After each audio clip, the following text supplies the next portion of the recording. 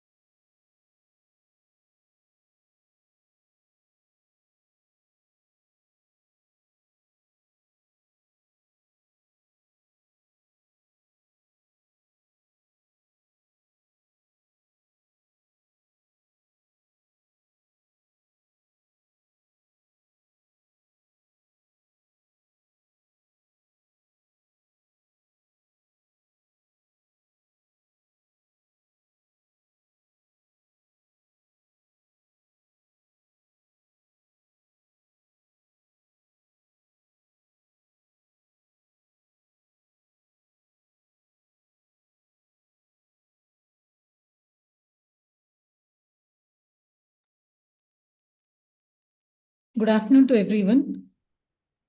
Yeah, is my voice audible, sir? Yeah, good afternoon again. Good So afternoon.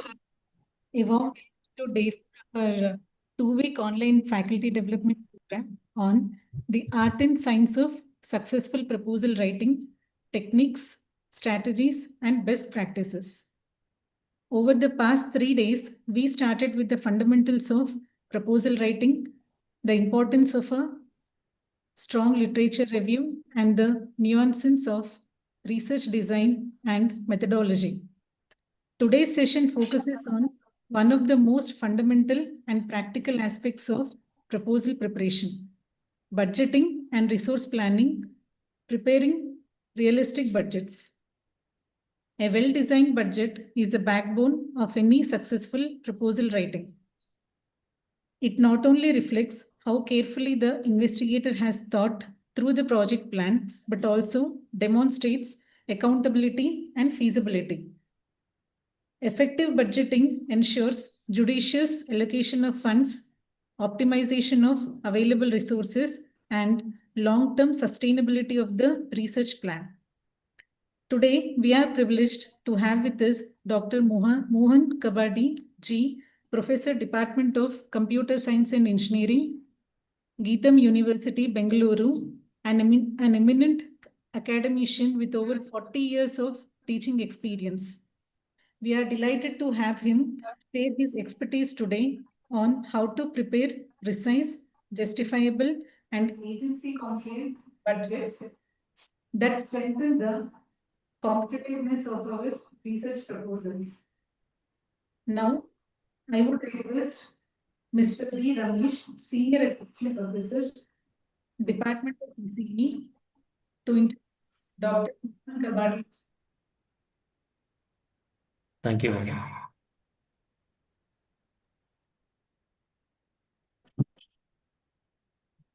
So good afternoon, all. It is my pleasure to introduce today's resource person, Dr. Mohan Kawade ji, sir. He completed Bachelor of Engineering in Electrical Power from PES College of Engineering, Mandya, University of Mysore, and MTech from KREC, present NIT Surathkal, Mangalore University, and full-time PhD through QIP scheme of AICT in computer architecture from College of Engineering, Gundi, Anna University, Chennai. Coming to the professional experience, Dr. Mohan has 40 years of teaching and administrative experience in various capacities.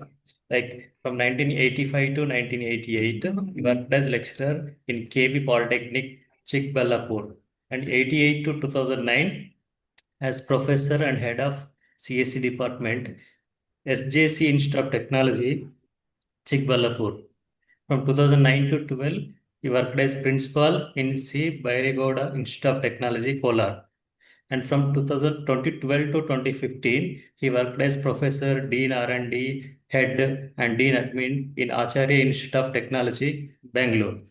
From 2015 to 2017, he worked as professor and head of CSE department in Sai Vidya Institute of Technology, Bangalore. From 17 to 21, professor and head CSE Presidency University, Bangalore. And currently, from 2021 August onwards, he is working as professor, Department of CSE, Geetham University, Bangalore. He has published 50 research articles in reputed international journals. And he guided 12 PhD scholars and now guiding 5 scholars. And his research areas: computer architecture, low power design, cloud computing, information and communication system. He got best paper awards like National Conference on Advanced Multimedia and Application in 2006. National Conference on Emerging Trends in CSE, April 2015, and Best Paper Award in IEEE Conference MNIT, Jaipur 2020. Under sponsor project, Dr. Mohan established Microarchitecture Lab Modrop from AICT of 12 lakhs in 2008 to 9, and DST fund of 40 lakhs for IT assisted skill cocoon project, and Geetham fund of 2.5 crores for STV research lab. He conducted sponsored FDPs like VTU VGST sponsored FDP of worth 2 lakhs in March 2012 and VTU VGST sponsored FDP of worth 2 lakhs in July 2013. And he worked as member of various boards like member of Board of Studies CSC in Visvesvaraya Technical University, Belagaum, and member of Board of Examiners and Chairman Bangalore Region CSC ISC MTech Visvesvaraya Technological University, Belagaum, and member of BOS CSC MS Ramaya Institute of Technology, and BOS member of CMR University, S. Vyasa University, Cambridge Institute, Saptagiri University, and member of Local Inquiry Committee LIC VTU from 2008 to 2016, and VTU nominated member Academic Council BVB College of Engineering and Technology Hubli, and also has worked as chairman for advisory board CSC Acharya Institute of Technology Bangalore, and member of examination committee PhD thesis evaluation Anna University Chennai, and subject experts VTU EduSat program like advanced computer architecture, microprocessor and microcontroller, and also worked as member BOE ISE NITE Meenakshi Institute of Technology Bangalore. And thank you, sir. Please join me to welcome Dr. Mohan, sir. I would request you to take over the session, sir. Thank you, sir. Thank you very much. You may please start the sessions. Session. Okay. I need to thank Dr. Swapna for making my I think job. you are in mute, sir. We are not able to hear you.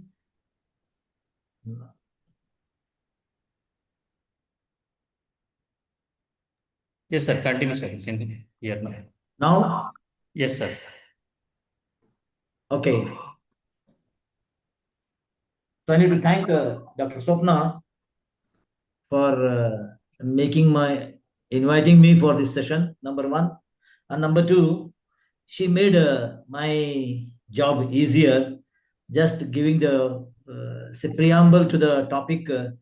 She said, what is the importance of this session and what is the need for the budget preparation and its importance. She gave in about 2-3 sentences. She made it very clear. So that is the summary of my session talk. Okay, let me just share my screen.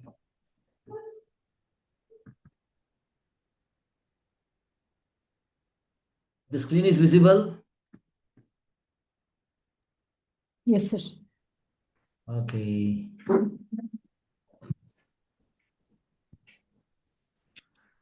Yeah.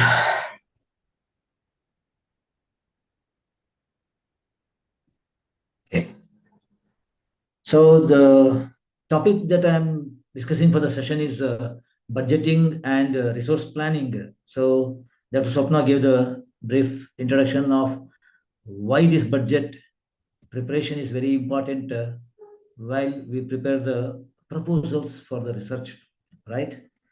Say, let me just tell that the research and academics, how they are interlinked. So way back, say 2 or 3 decades before, the higher education institutions were just working as only the teaching learning institutes, and say our main focus and total, maybe like you can say that 90% of our focus was only for teaching the syllabus and then helping the students. That was our goal. But now the scenario has completely changed, right? So if I just represent the research and academics pyramid, the base of the pyramid has 2 corners, which I say that education and research are the 2 corners. So this education and research are 2 distinct and discrete entities which appear very different from each other, right? Knowledge already known and understood, that's what our focus for education. But when I look at the research, the other corner, the knowledge either unknown or not so well understood. That's why we are trying to search and research and research.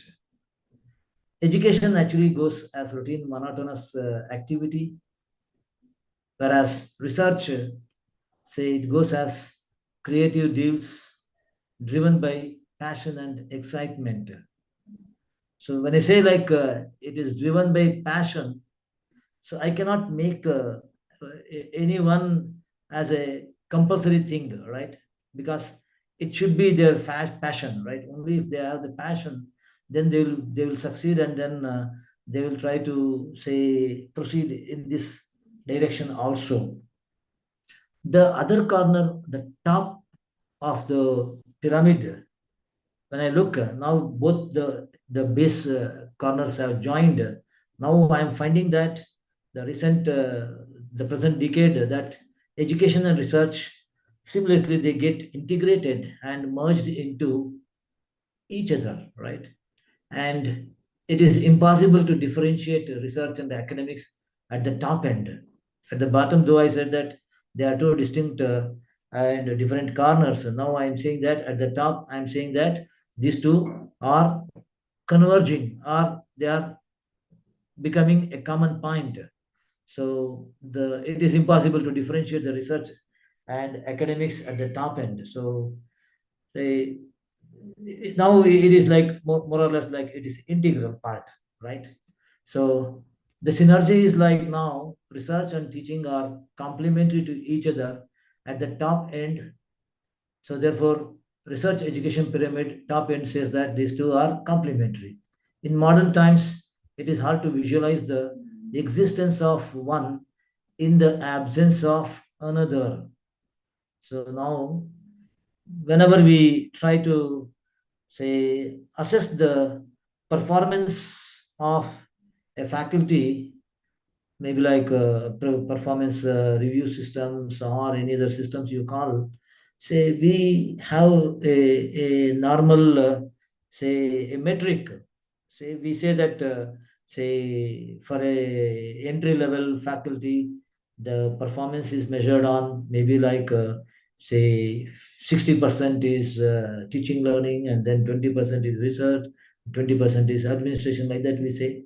As we progress ahead, we say that the 40 to 50% is the research, and at the professor level, I say that 60% is the research contributions, 20% is the administration, and 20% is the teaching. So in that way, this ratio keeps gradually changing as we progress in our career, right? So academics, when we progress, say in one or the other way, I say that the research is most important criteria, right? To evaluate a professor or to progress in their career, this is one of the most important parameter.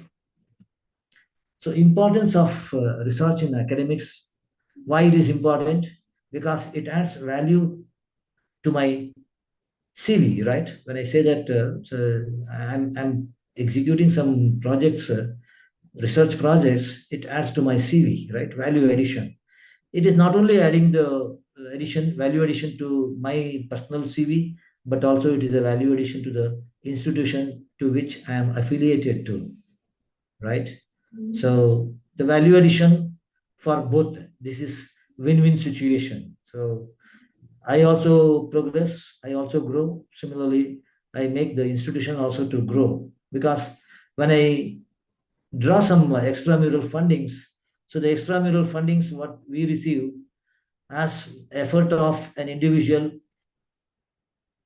faculty, say that will in turn indirectly adds to the some of the facilities in the institution or in the university, right? So it adds to the facilities, and these facilities are remaining there not only for that specific project, sometimes it goes beyond that project and useful for the institution. Sometimes like through the iSTEM, we also publish that we have this research facility in the university. So anybody whoever is nearer to our institution, or sometimes wherever this facility is very crucial for the research. So sometimes people will come down to our center and then conduct their experiment and then return. So in that way, through the iSTEM, I can share the resources that I created from the extramural fundings that I received. And then, so it will be useful for the research community. Now, for example, I have established from the GITAM research funding, which I received 2.6 crores for the establishment of the software-defined vehicles research lab and then research center. So I have established some facilities, and these facilities I have already notified on the iSTEM. And these facilities, what I have in Bangalore campus, is available to the other two campuses also of GitHub, and also it is useful anybody whoever is interested to say take up the research in SDV.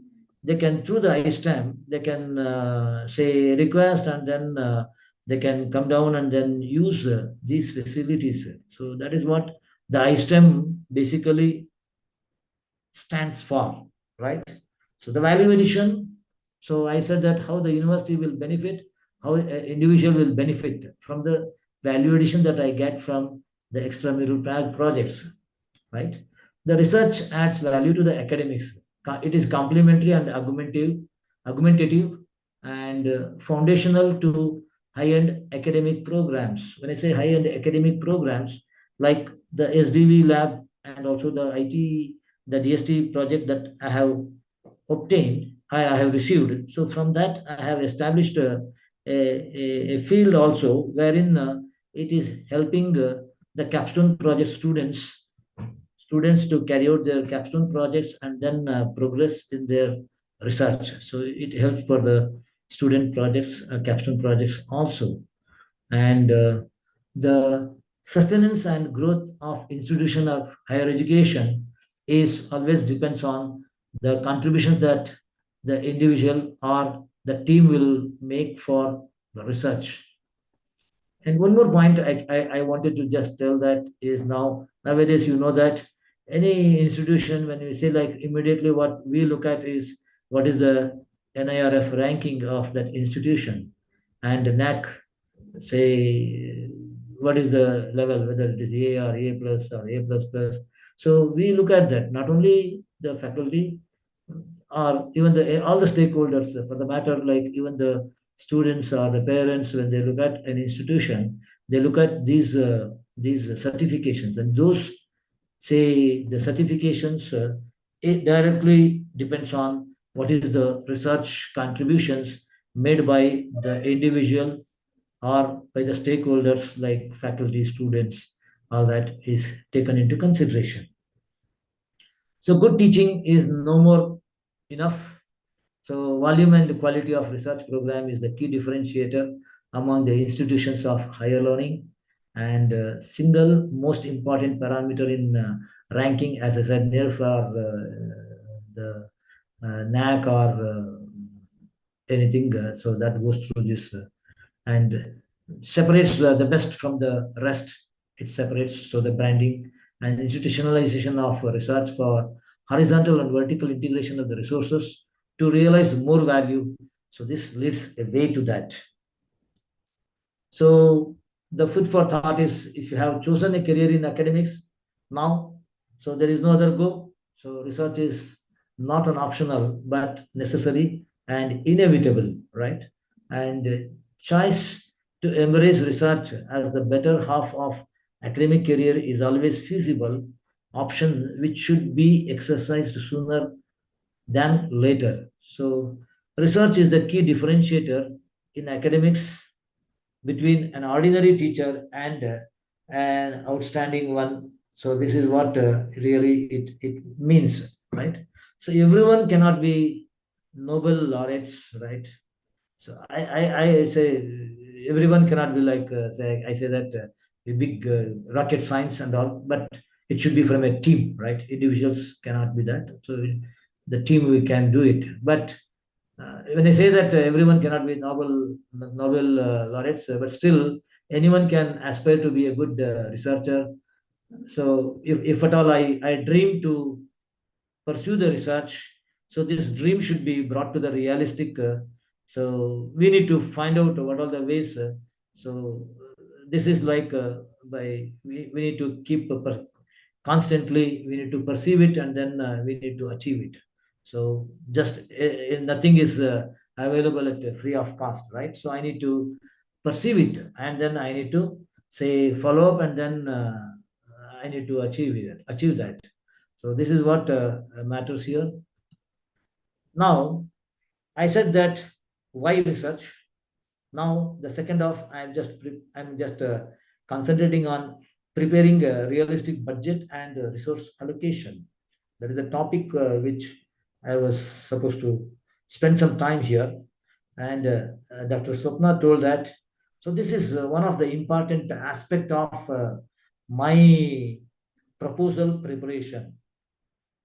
Reason is, say, I give some introduction to my proposal.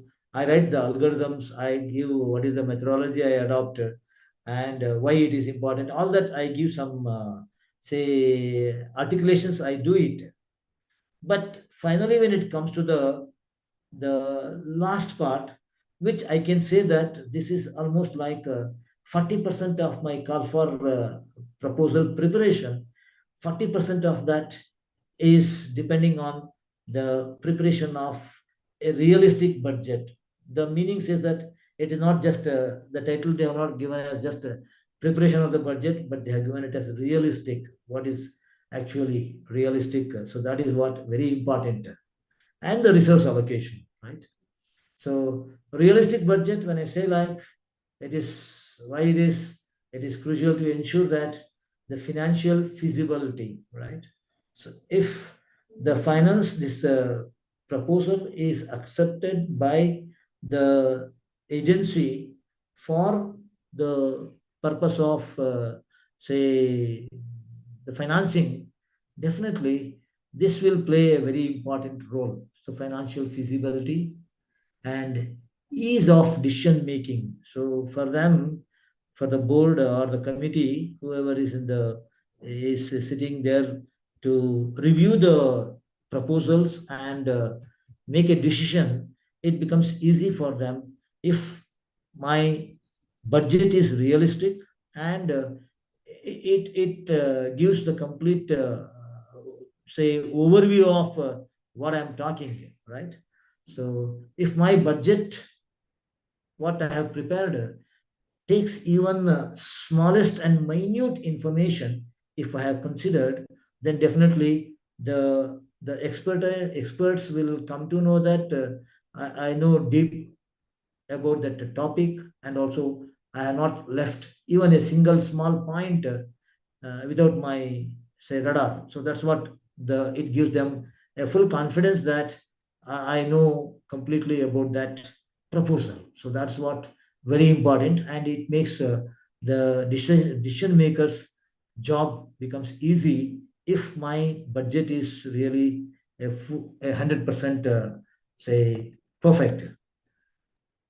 So this budget demonstrates competence to stakeholders and the funders, right? So if this will give a confidence, yes, he has taken care of all that, and for no reason, or there is no reason why this project should fail. So this is the first question. If at all the project fails, what should be the reason for project failure? That is one point which the decision makers will have a question. In case this is considered and then accepted, what are the reasons why this project may fail? Does it fail due to the finance, or does it fail due to the non-availability of the resources? All that. So if everything I have taken care, even the minute points are included in the budget, then this will have a clear picture for them, right? And the first point about the preparation of the budget is the call for proposal. The call for proposal, anybody, whoever is willing to submit a proposal. So first point is read the call for proposals carefully and completely, right? So this is very, very important. right? Call for proposal reading and understanding. Say the call for proposal will have about, say, an announcement of 1 page or 2 page will be there, but I need to read it very carefully, word by word. I need to understand, and then I need to decide whether this call for proposal which I have received now, does my proposal or idea will fit into this. That is what I need to make the first decision, right? There are some call for proposals which we are recently now receiving, say maybe like it is ANRF or maybe DBT or DRDO or any other things. Say, first I need to think about, I have an idea, I am having a intention to submit a proposal. My proposal, does it fit to this call? First. So I need to have some questions. If I answer all that tick, tick, tick, then I can say that, yes, I am ready to go ahead for this proposal. Next, number two, the call for proposal. I need to look at what is the duration of the project, right? Project duration. Like, for example, say the call for project says that this project is for duration of 2 years, right? However, say extendable based on the novelty and the progress, extendable for 1 more year. This is how they may say, right? Now I have a question. Now your call for proposal, you prepare for 2 years duration or for 3 years duration? Anybody can quickly tell this? I said the proposal call for is for 2 years, right?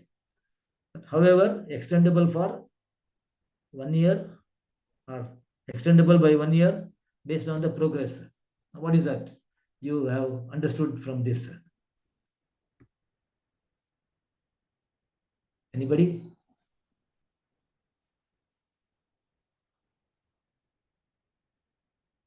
If something you have put on the charts, I think you can tell me. I think no answer. No answer, sir. Okay. Let me just clarify this. So the point what I said is like, say duration is 2 years, but however extendable for extendable by 1 year. So what I need to do here is like, I need to prepare my proposal and I need to prepare my budget only for 2 years, not for 3 years, right? That extendable comes into picture only after I get the approval, get the sanction, and then if by chance there is a delay or the reviewer after the first year, they give some more suggestions, and based on that suggestions to incorporate that, I need extra time. Then the committee may approve it by extension or extension of the period along with some additional funding. Then you can do. But initially, you should not prepare for 3 years, assuming that, okay, my idea is novel, this is a great idea, so therefore let me prepare for 3 years. Rather than asking for 2 crores, let me ask for 3 crores. So this is how sometimes the thoughts run in my mind. But you should not do that. What I should to do is like, I need to prepare exclusively for 2 years only, because normally is 2 years. However, they say that it is extendable only after the sanction. If my everything goes fine and they are impressed, so therefore they say that, okay, Baba, you continue for another 1 year and do this additional job also.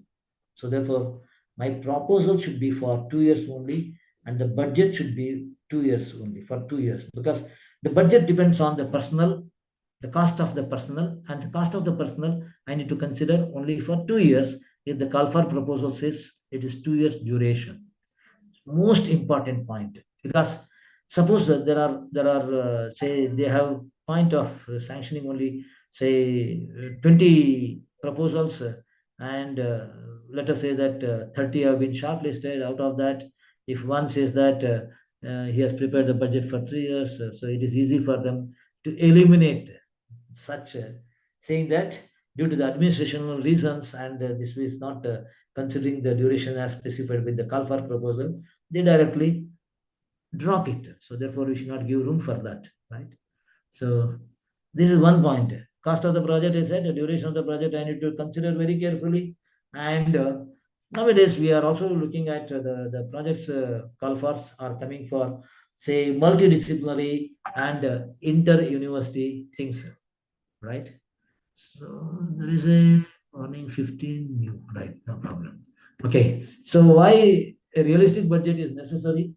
So secures funding, so helping approvers understand how cost align with the project goal. So what is the goal of my project and how the cost is in line with my project proposals, right?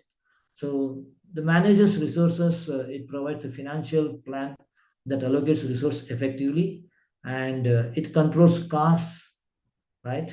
So my realistic budget controls costs. A budget acts as a benchmark to track actual spending.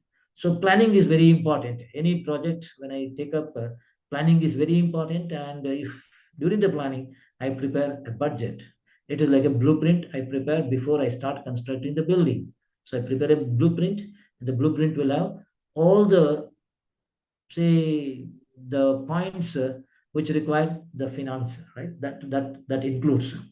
It mitigates the risk. A realistic budget reduces the risk of financial setbacks, right? For example, I thought that I have prepared everything, but due to some oversight or due to the insufficient information, I have not included the cost of one of the equipment, let us say.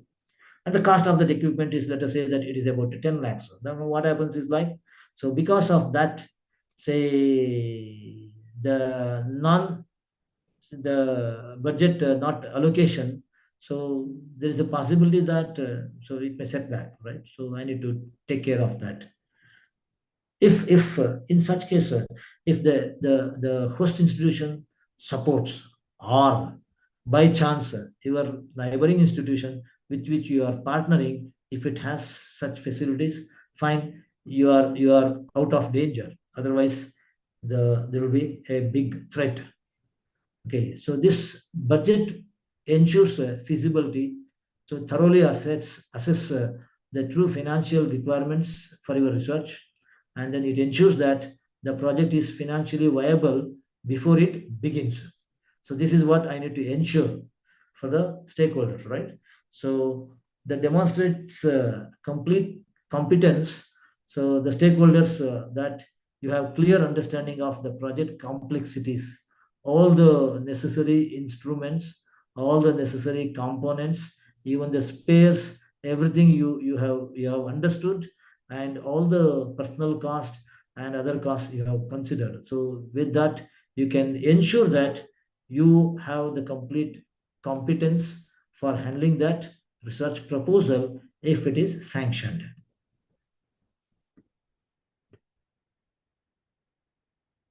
So this budgeting ensures feasibility and builds funder confidence. This is number one, right?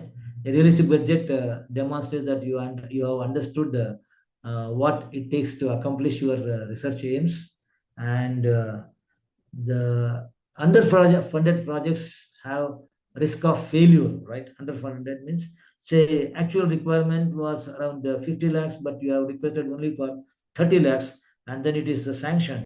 So the underfunded projects will, due to the lack of funding, it may set back, right? Similarly, if at all you have requested, instead of the actual requirement of 50 lakhs, you requested for 70 lakhs, and due to somehow it has been approved, so then you have overfunding, right? So the utilization, so that is also again another threat. So the realistic budget always aligns a resource with project goals. So your budget becomes a vital management tool post award, and the proper budgeting always prevents common issues like cost transfers, late spending surges, and overruns, and this allowing you to focus on research outcomes rather than financial problems. Rather than focusing on your research, so you will be spending time on how to, say, appropriate the budget, and how to take care of the requirements. So you'll be more spending time on that. So you should be always free of this financial burdens.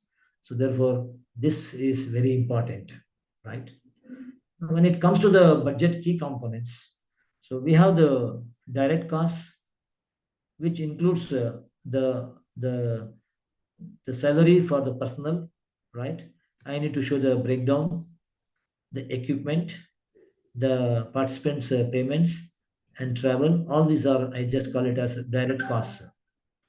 The personnel, when I say like, say for the project, I may have to say appoint the junior research fellows or senior research fellows. I need to appoint, and then from the budget, from the project cost, I need to pay their salaries. So that is what the personal that comes under direct cost, and this personal cost or the cost incurred for the personal, it comes under recurring.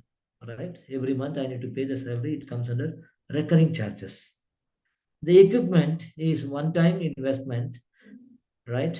This comes under non-recurring or asset, right?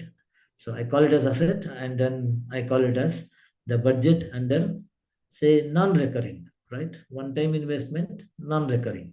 The participants' payments, the travel can be like recurring and comes under the second category. So I say that category A and category B. Category A is non-recurring and category B is recurring. So your personal costs, travel costs, the raw materials, and consumables, all these come under the category B, that is the recurring, right? They keep recurring, right? The indirect costs, the overhead for the project, the administrative expenses, and other costs not directly tied up to the project activities. I call it as indirect cost.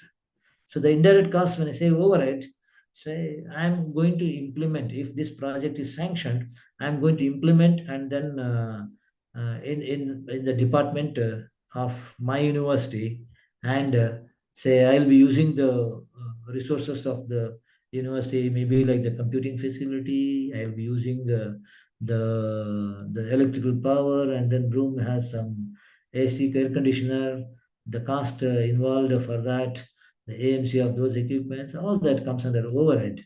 I need to consider the overhead charges, which I call it as indirect cost, right? And the administrative expenses, maybe like I need to prepare the documents and then maintain. I need to establish a small office, or the office of the department. I'll be using it for the some of the bookkeeping purpose. So therefore, I need to consider these costs as indirect cost, right?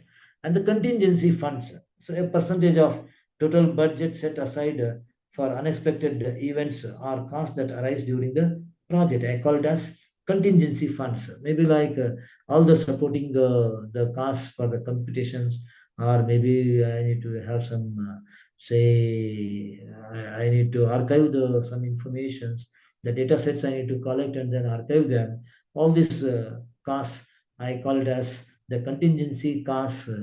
So the media preparation, the maintenance, all that I consider into the contingency funds. Sometimes maybe like the printing costs, and then document printing, document preparation, and data maintenance, or maybe I use some cloud services for the purpose of the documentation, other things. All that comes under contingency funds, right? So the budget, direct budget versus indirect. So we said here direct cost, indirect cost. So the direct cost, so summarize expenses specifically identifiable with your project. So personal cost, equipment cost, travel cost, material cost, consultants in case if required. So the consultant cost, all these comes under direct cost. These costs can be precisely assigned to research activities with high accuracy, right? So the personal cost, I know that if I recruit a JRF, I'll be paying about 41,000 rupees per month.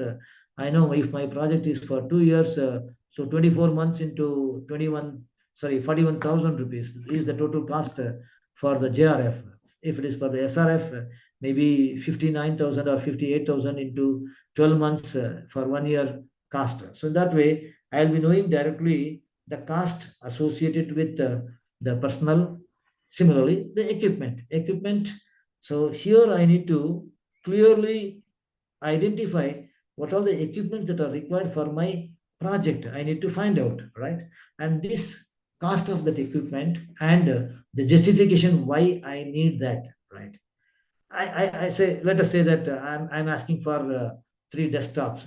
Sometimes it doesn't make sense, right? Because any college nowadays will have the lot of say computing facilities, so that it doesn't go well, right? And the travel, again, travel, there are 2 categories of the travel. One is like travel for the purpose of the data collection or the field trials. I go, and then that comes under the travel cost. Along with that, I have another kind of travel. Say I prepare the documents, I prepare some paper articles, and then I submit in a conference, and then to present the paper, I travel. That is category B. The category C travel is for my project, if sanctioned, after 1 year, I'll be called for the review, and I need to travel to make the presentation of the progress made in the project. That is the third category, right? So 3 types of travels are associated with the budget preparation, right? So one is for the implementation of the project. Second one is for the outcome of the project, I need to publicize or I need to present. So second category. And the last category is I need to appear before the scrutiny committee to explain the progress made in the project that was sanctioned. So that is another category of the travel expenses that comes into picture. So for all these 3 categories, I need to appropriately make the budget allocation, right? I need to do that. This is very important aspect. So just for an example, like say if I travel for the data collection within about say 50 kilometers, and this requires about 1 month travel, so I need to say that 50 kilometers into 30 days and travel per car per kilometer, all that way I can calculate. But when it comes to the cost of the second category, so I need to consider maybe a standard indexed indexed conference, which will be like a IEEE conference or something. How much cost is involved for the registration, travel, all that I need to budget there, right? And these costs can precisely assigned to your research activities. Fine. The indirect cost, the facilities and administration costs, very important. Indirect cost, when I say, like always say, first thing I say is like F&A cost. F&A cost, the facilities that I use from the university and the administration of the project. So I incur some cost, so that I need to appropriately write down. And this applied as a percentage of modified total direct cost. Sometimes the guidelines from the call for proposal itself will say that, so this head should not be more than 8%. They give a thumb indicator that this category should not cross 8%. This should not cross 5%. And your B cost should not be cross more than say 20%. Like that, they give the guidelines. If the guidelines is given, so consider that your job is very simple. If this guideline is not given, probably you need to assume certain things. So based on the assumptions and the feasibility and how you explain the justification for each item is very important. So budget fundamentals, so cost principles and budget formats, if they are given, fine. Most of the call for proposals nowadays will have the formats. So I need to fill that formats and then go ahead, right? So this is how the various, say, the items that are associated with the budget, right? So I said that realistic budget. So I always should keep in mind some of the call for proposals will make a initial announcement saying that, so this is say recently one ANRF proposal, call for proposal is there. They say that, so this is some, say, 200 crores is set aside, and then they say that each proposal can be for 5 crore budget. They have specified. And under extraordinary cases, extendable up to 20 crores, they have given. In the call for proposal itself, they have specified what is the upper limit for the project, right? Number one, the upper limit they have given as 5 crores. Now, when you prepare the budget, it is not necessary that you should always target for the upper limit only. So you have to always look at from the perspective of the optimum budget required for your proposal. Assume that you are spending the each rupee from your packet, and then you prepare the budget so that you will not be over budgeting. So I say that over budgeting is always not healthy because so sometimes you fail to give the justification, or sometimes the justification looks like falsy. So therefore, you always try to make an optimum budget request, right? And the 5 essential cost tests are all the budget items must be necessary to accomplish objectives, right? So the budget that I prepare, it should be necessary to accomplish all the objectives. All the objectives means like the recurring and non-recurring, A type, B type, or direct and indirect. All that I should accomplish from the budget which I am requesting. So I am requesting for, let us say, 2 crores, and if 2 crores is sanctioned, I'll be able to meet all the expenses of that project, right? Allowable under regulations and grant terms. Allowable. I was just telling 5 crore is the upper limit. Allowable, right? Under that 5 crore budget, what is the permitted or allowable for the equipment, right? I need to look at. So what is the recurring and what is non-recurring? If it is already given, fine. If the guideline is missing, then perhaps I need to really carefully think and then appropriate the budget. So consistently treated across funding sources, right? So this is what, again, across funding resources, I should be consistent and allocable to the specific project. So for my project, what is the fund under each head? And it should be reasonable for the work proposed, reasonable. So for example, I'm involving, let us say that, say 3 research associates, and then there are 1 PI and 2 co-PIs, 3 plus 3, totally 6.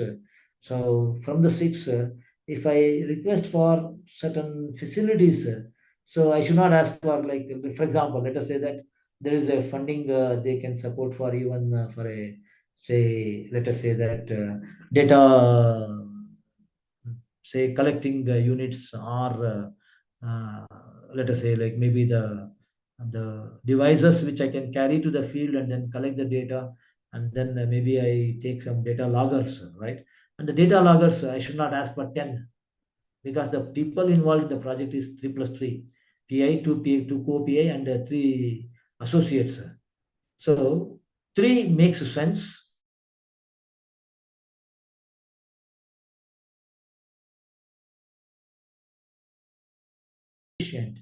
If I ask for 6, little bit I'm say a little bit over, but still I can justify. But I should not ask for 10 data loggers, because people involved are only 6. How can I ask for 10? So makes no sense, right? So there I failed. So I should not commit such mistakes. And the common budget categories are personal, again, small, just I'm just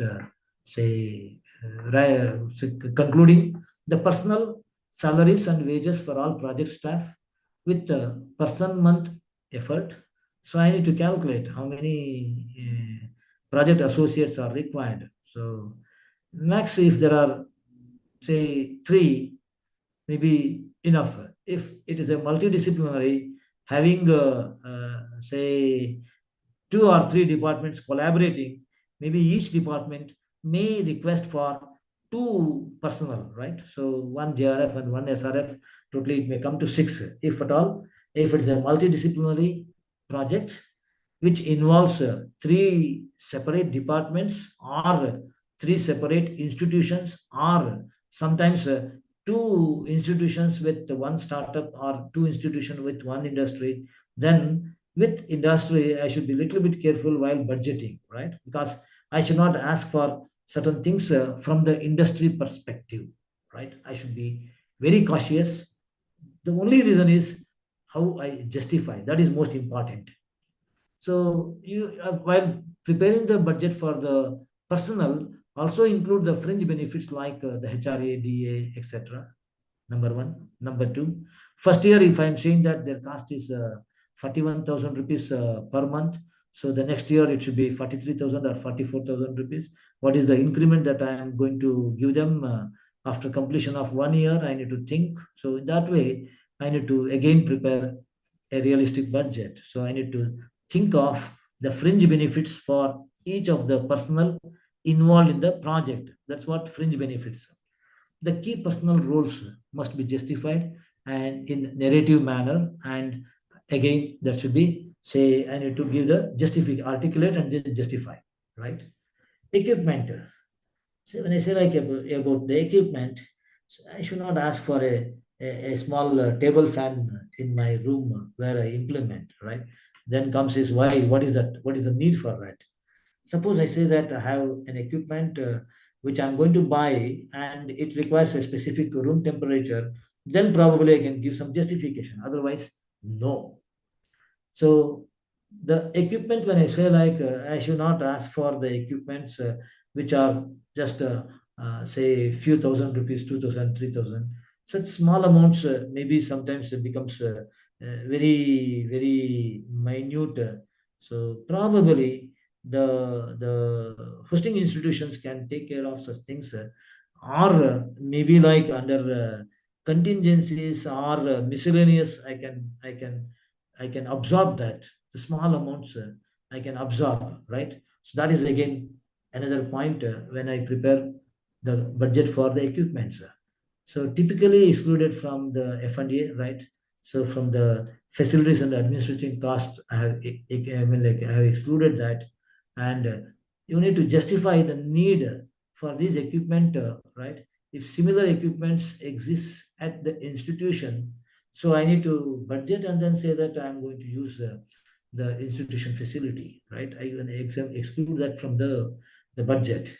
Include the vendor quotes when possible, so that so you will be, rather than assuming, so you'll be taking a actual cost.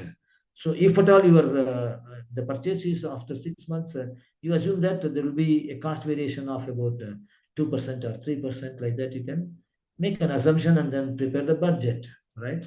So always support your budget wherever the equipment cost comes, and if the equipment costs are known to you, or you have to get some quotes and then say support your budget with the quotes, so that the decision maker will come to know that already you have done sufficient groundwork.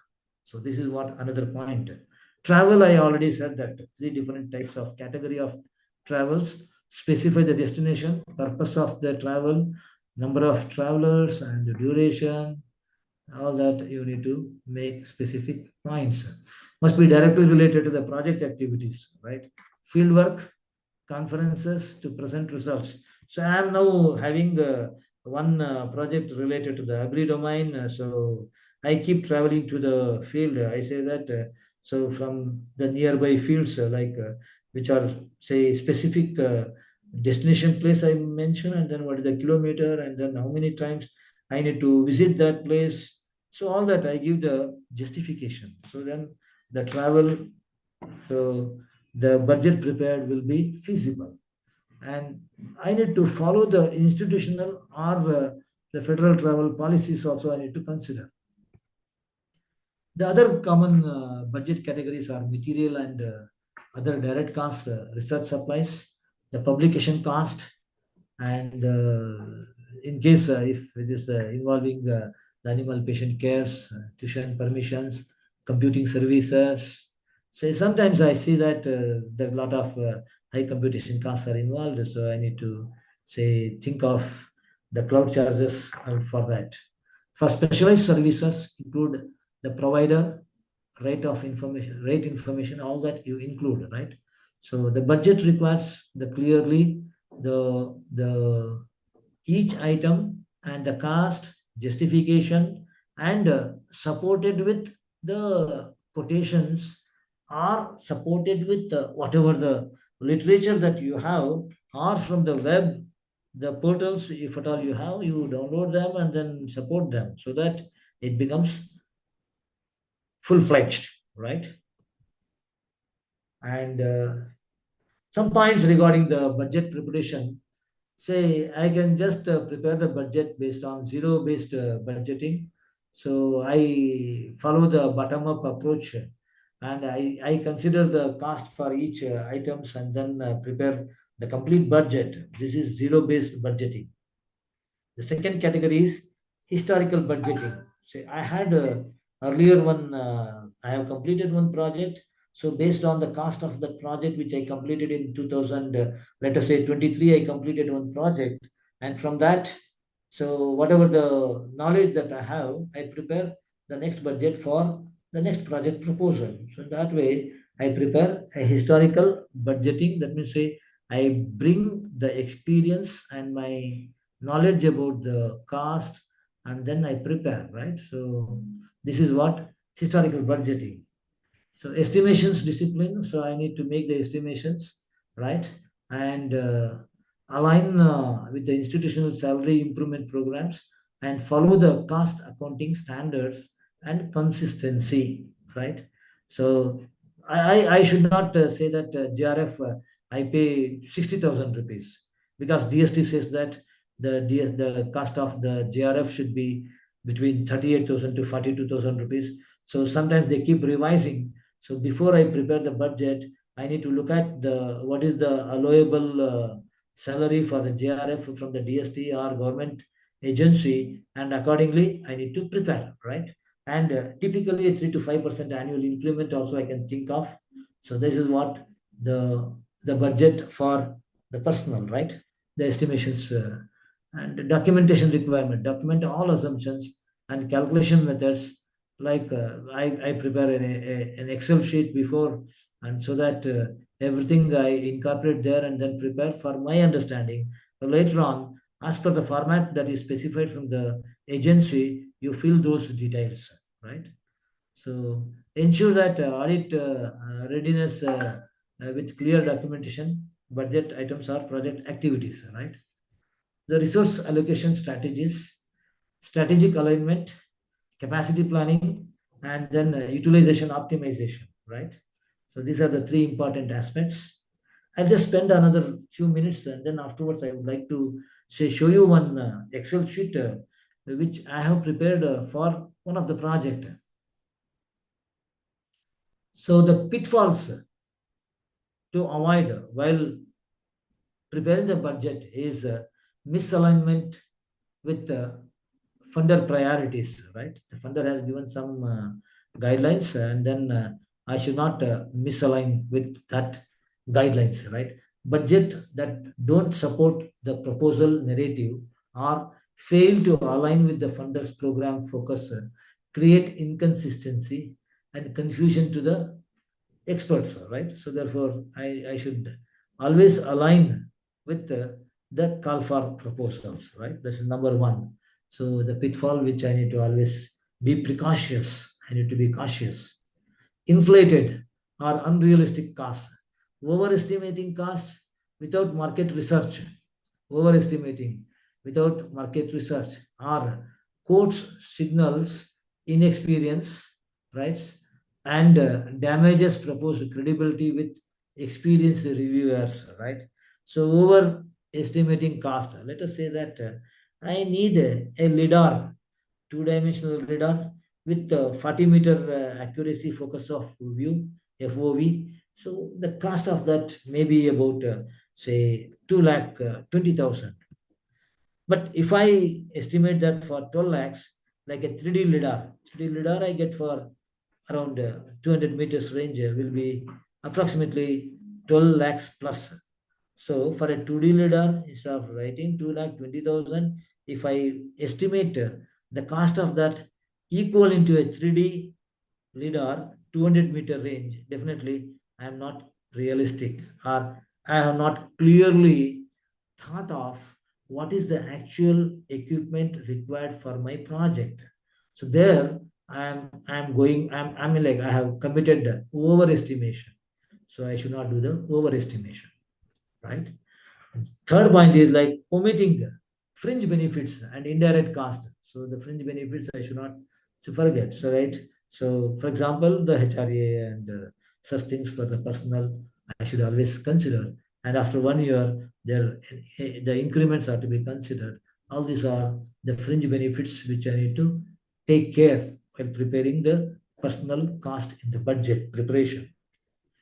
Weak or absent justification. Sometimes you request for a budget for an equipment, but the justification that you have provided is not in line with your requirement. So then definitely, so the justification failure comes, and then the reviewer assume that you are not having a depth knowledge of the project implementation. So therefore, they lose the confidence on the investigator. So no organizational match. So not showing the institutional commitment through in-kind or cash contributions can signal lack of investment in the project success, right? So this, not all the CalFARs will look for, but in some cases, this is also one of the criteria that will be considered. The next point is no contingency planning. So I say that contingency amount I show, but what is the kind of contingency that I'm really requiring or really I'm looking at is not clearly articulated. This again leads to one of the pitfall. The mathematical errors, incorrect totals. I prepare the budget, but while adding or multiplying, or I do certain mistakes. So such incorrect totals are the mathematical errors are again an important major pitfall, right? Say you have requested only for, let us say, 20 lakhs, but while writing you have written as 2 crores, right?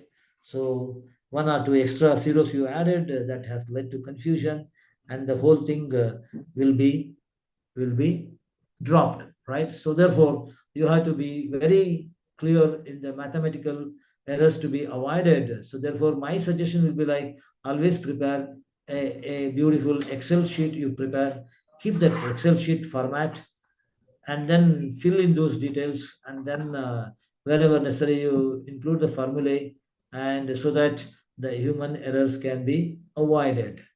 And finally, your Excel can be downloaded, and then whatever that you have there can be filled into the format given by the agency, right? Or if they say that you can need to attach, fine. Or if you want to upload, fine. Okay, so then it becomes easy for you. So mathematical errors are one of the pitfalls that needs to be avoided, right? Writing a strong justification is very important. So connect costs to the project goals. Remember that reviewers need to understand not just what you are spending, but why each expense is essential. Let me just tell you a point here. Say the first call for proposal, your proposal will be checked for the plagiarism, right? If the plagiarism check is cleared, then it goes to the feasibility, right? Whether the project is feasible to implement, feasibility, then it goes for the technical approval, then finally comes for the budget, right? So sometimes or most of the time, budget will not be considered in the first round, or in the first point, budget will not be considered, right? If everything goes fine, as 3 or 4 points which I told in the first, the final budget can be they can tweak, right? They can tweak. Sometimes I say that I said in the beginning that in the CalFAR proposal itself, they said that upper limit is the limit is 5 crores for the project, for each project. But your project, your idea to implement just 2 crores is sufficient. You request for only 2 crores only, right? But while preparing the budget, don't be just always round off to the nearest value. Say your requirement is 56,000, don't round it off to 1 lakh, or don't round it off to 75, something like that. Don't do that. So be wherever you have the realistic values, write those values as it is without any modification. Or in case you assume that after 3 months this is going to be enhanced by 2%, you add extra 2% only and be specific to that specific figure, right? Don't round it off to the nearest thousands or nearest lakhs. Don't do that, okay? So writing strong budget justification, detailed personnel and sub-awards. This is what, again, important point. And the timeline. Timeline is very important. Say in my timeline, the budget preparation, my first year budget will have more, say, focus towards the equipment costs and other things. And the subsequent, it keeps decreasing, right? So the things are the timeline of my project, so should be clearly visible in the budget which I have prepared, right? So 4 key project phases are budget alignment strategy, the front load equipment purchases, stagger travel conference costs in later phases, apply appropriate salary escalation rates per institution, right? So in that way, you take care of your timeline, right? Budget alignment strategy. Okay, front load equipment purchases, because unless I have the equipment, so equipment procurement and then installation and then training, all that may take about 2-3 months. Without the equipment I cannot start anything, so that I need to do it in the first timeline or first year of my project implementation. If my project is 2 years or 3 years, in the first 6 months or 3 months I complete that, right? And the non-recurring equipment costs or non-recurring costs will be in the first year itself. So therefore, the budget requirement of the first year will be always higher when compared to the last year of the implementation, right? And follow the funding guidelines clearly. Duration you look clearly, right? And build a defensible assumptions. Defensible means whatever that I am able to justify, right?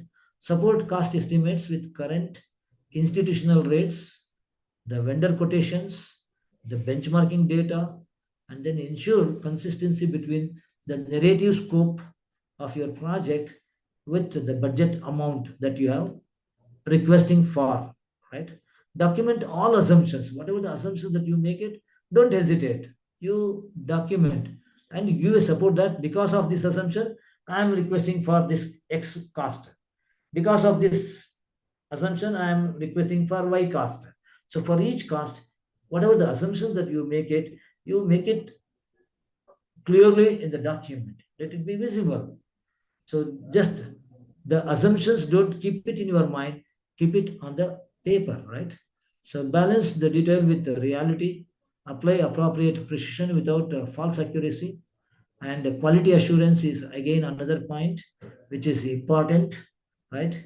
Confirm the narrative coherence and alignment between scientific aims and requested resources. So always be practical, right? So that's about the budget preparation. And I have just included one slide here. What is extramural funding and why it matters, right? So most of the, or some of the universities now are the universities abroad, they always say that a professor should support himself. The university will support for 6 months or 1 year. After that, he has to support himself. When I say like support himself, what it means is like he should get some, he should attract some fundings, and through the fundings, his salary should be absorbed, and along with that, some the centers need to say survive or the lab which they are taking care should survive with the fundings which they attract. So therefore, very important. So funding instruments and sources are key stakeholders you need to find out. And then say always don't wait for the call for proposals.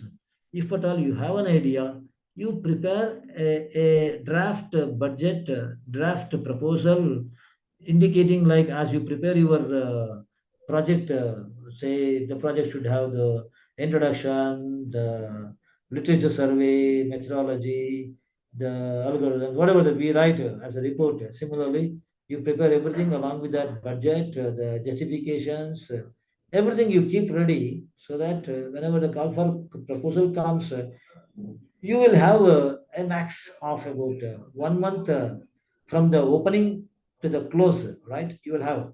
So that time you cannot start running here and there. So therefore, keep everything in hand if at all you have an idea.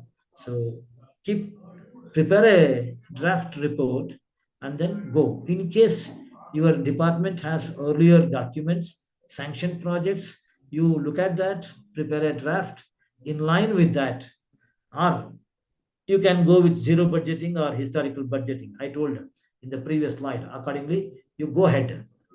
Let me just show you one Excel sheet, which I have just checked out. So I need to stop share and again share. Yeah, version 1 budget. One budget I have here. I will share. Okay. So I have one Excel sheet. Okay. So this is I have prepared for 3 years. 3 years budget I have prepared. Right. This is the first year, year 2, year 3. Year 1, you see here, year 1 I have non-recurring, a laptop, 3 laptops which are required to go to the field, collect the data, and then record something. So for that justification I have given. So I have requested for 3 laptops, right? And a 3D printer, right? 3D printer. So I am just making a prototype. I am developing. So for that, 3D printing is required, and this is prepared for a project which involves a lot of component design, right? If it is only one component design, fine. I can outsource it, and then I can get the product model prepared. But since it has a lot of components to be designed and then verified and then implemented, so I am requesting for a 3D printer, industrial grade 3D printer, and the cost I have indicated there. So you can see that it is 2,59,000.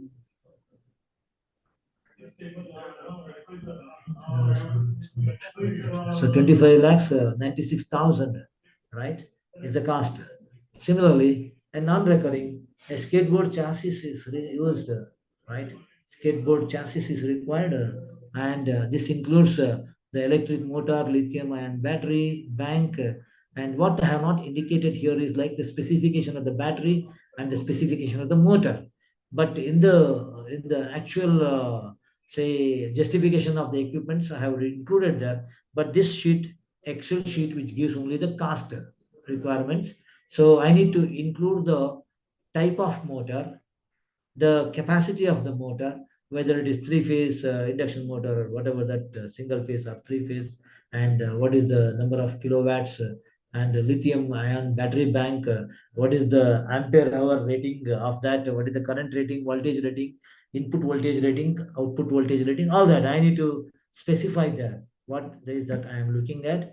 And in specific, if you can include the manufacturer and the quotation from the supplier, if at all you have included, that will be fine.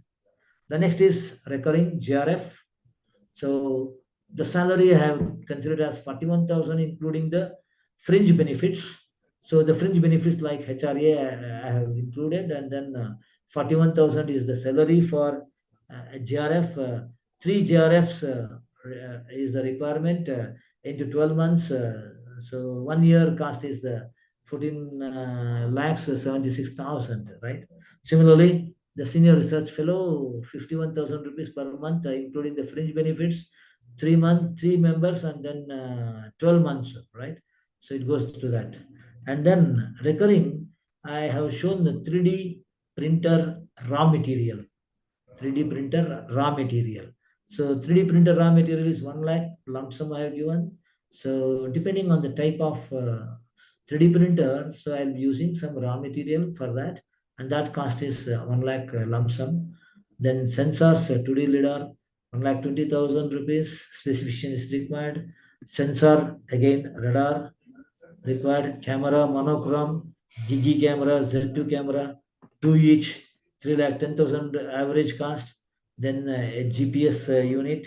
Again, you look at here, this is again the sensors, camera, then GPS unit, then the cutting blade belt, storage place, and then hydraulic unit for a specific purpose.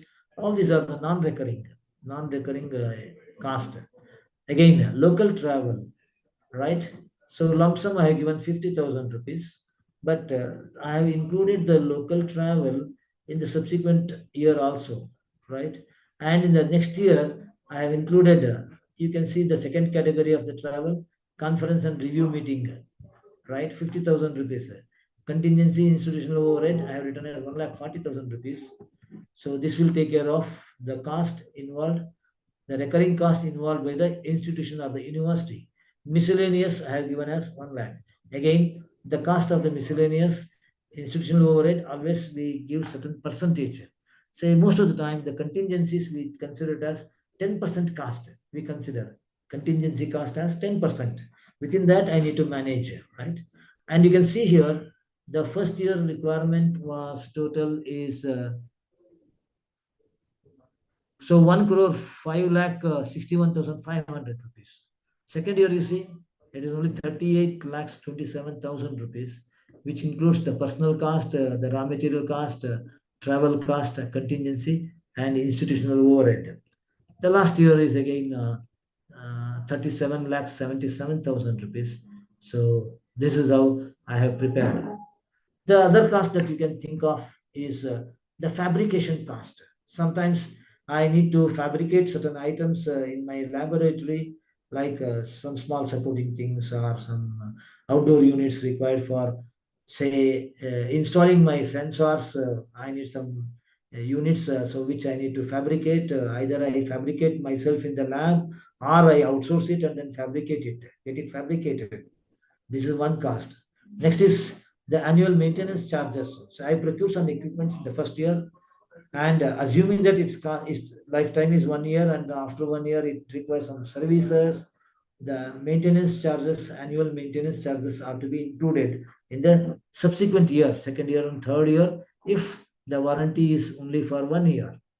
Licensing cost, software, I can consider, right? But I should not consider the licensing cost of let us say that Windows operating system. I should not do that, right? For my software defined vehicles lab, say I considered the DSpace simulator. The DSpace simulator is a special variety of the simulator which is not available with the institutions. So that cost I requested, right? So DSpace simulator, right? Similarly, Autobox, and then hardware in the loop.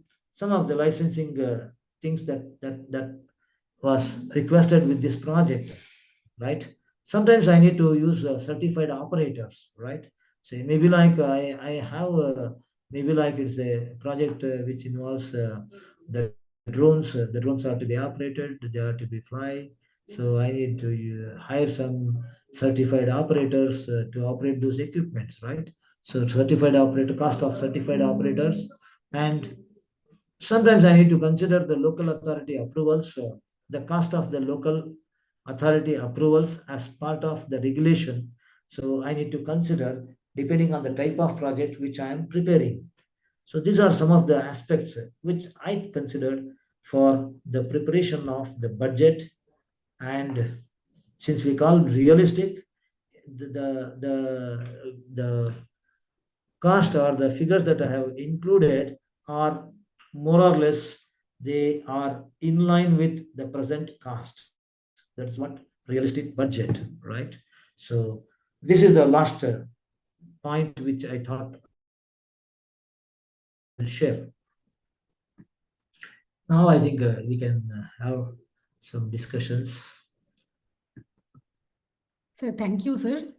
Thank you so much for the insightful presentation. And as you truly pointed out, sir, research is a key differentiator in academics between an ordinary teacher and an outstanding one. We totally agree with you. And now we are ready to take questions from the participants. Participants may please post the questions in the chat window.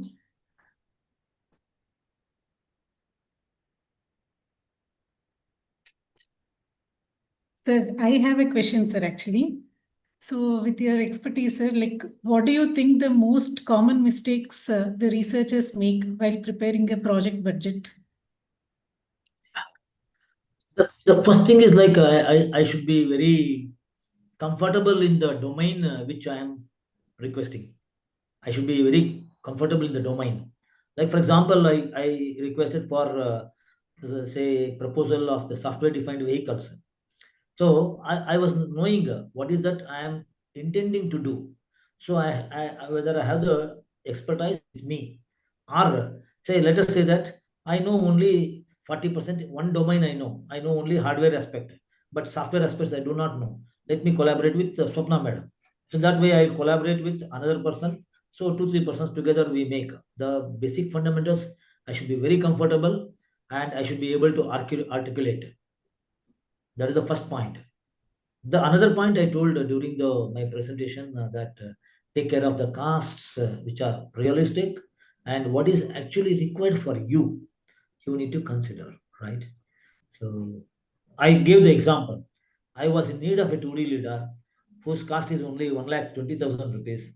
But while writing, I included the cost of 3D LiDAR of very high, say, precision. I said 12 lakhs, right?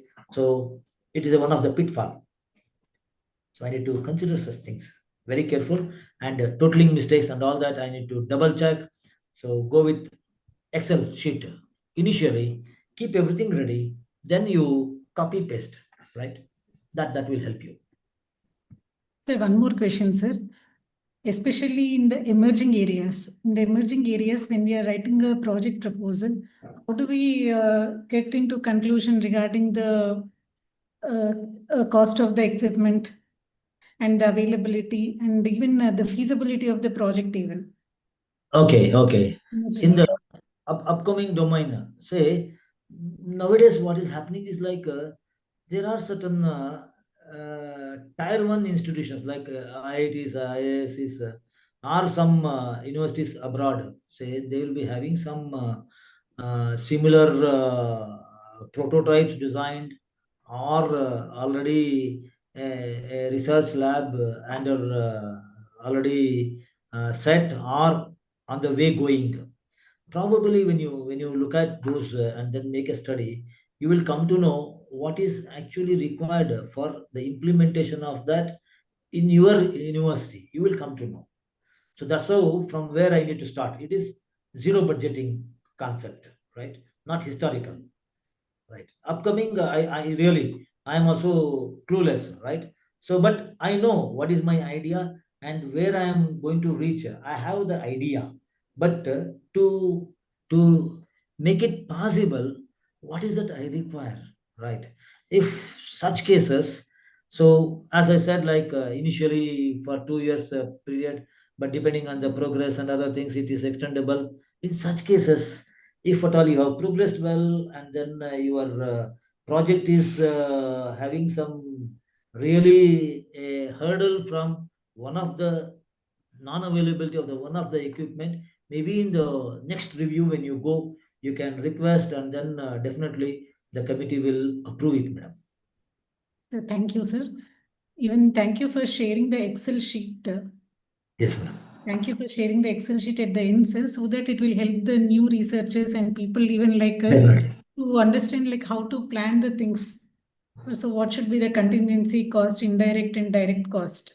Yes, ma'am. Those are preparing the proposal, sir, especially. Thank you so Yes, much, sir. It was Thank great you. to have you on our faculty development program. Thank you so much, sir. Thank you, madam. If it was useful, I am really happy. And I have shared my email ID also. If at all you have any queries, you can send out a mail to me so that whatever the information that I have, I'll be very happy to share. Thank you, sir. We will Okay. end the session, sir. Thank you. Thank you, madam. Thank you. Thank you very much.